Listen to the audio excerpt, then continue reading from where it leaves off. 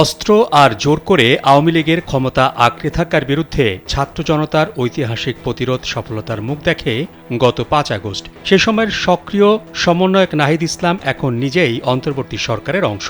নাহিদ ইসলাম বলেন, বিচারের মুখোমুখি হওয়ার জন্য আওয়ামী লীগকে মানসিকভাবে প্রস্তুতি নেওয়া উচিত। তার মতে, বাংলাদেশ থেকে আওয়ামী লীগের অধ্যায় শেষ হয়ে গিয়েছে বলে এই প্রজন্ম মনে করে। ভবিষ্যৎ রাজনীতিতে আওয়ামী লীগের মূল্যায়ন নিয়ে সরকারের এই তথ্য উপদেষ্টা বলেন, আওয়ামী লীগ দলটাই সবসময় মিথ্যার উপর টিকে ছিল। তাদের প্রধান অস্ত্র ছিল প্রোপাগান্ডা। আওয়ামী লীগ তো পরাজিত হয়েছে। শেখ হাসিনা অবৈধভাবে প্রধানমন্ত্রী ছিলেন এবং তারা দাবি করত এত বছরের দল, সেই দলটির নেত্রী নেতাকর্মীদের রেখে পালিয়ে গেলেন।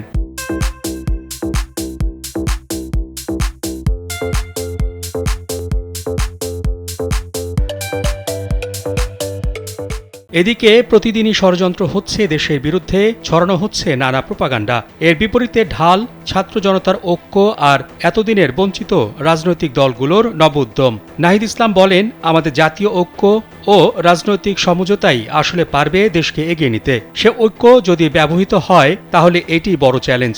ঐক্য বিনষ্ট করতে নানা পক্ষ কাজ করছে। সরকার থেকে বের হওয়ার পর তারা সেই জিনিসগুলোকে ব্যবহার করছে, অপতথ্য ছড়াচ্ছে, প্রোপাগান্ডা করছে। আমরা সে জায়গায় সত্যটাকে তুলে ধরতে চাই। গণমাধ্যমগুলোর ক্ষেত্রে আমরা সেই সহায়তা চেয়েছি।